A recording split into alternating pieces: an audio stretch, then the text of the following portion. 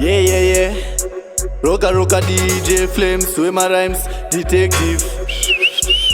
Pagazira ndinyapa flames, donza ima tune play, trezo tries, dosa officer vemangoma ndimboviga mboma unongonzo nemtsindo ndapinda ndadrova pasvika vanogona vamwe nyararai pano riddim rinopondwa saka udzanai pachaikwa stallion but kudzanai malines angu ihobo mamwe kopai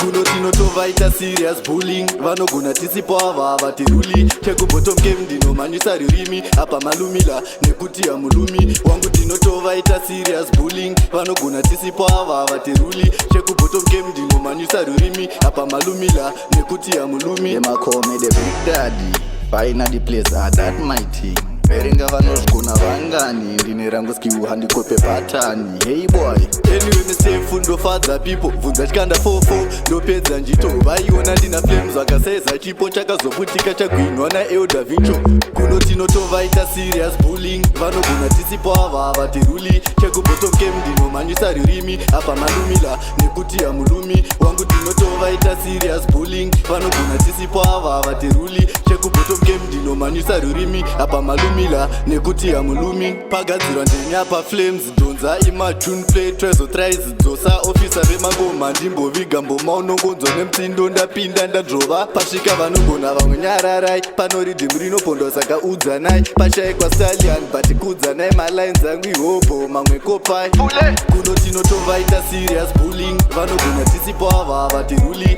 chekubottom game ndinomanyisa rurimi apa malumila nekuti hamulumi wangu tinotovaita serious bullying vanogona tisipo ava havatiruli chekubottom game ndinomanyisa rurimi apa malumila nekuti hamulumi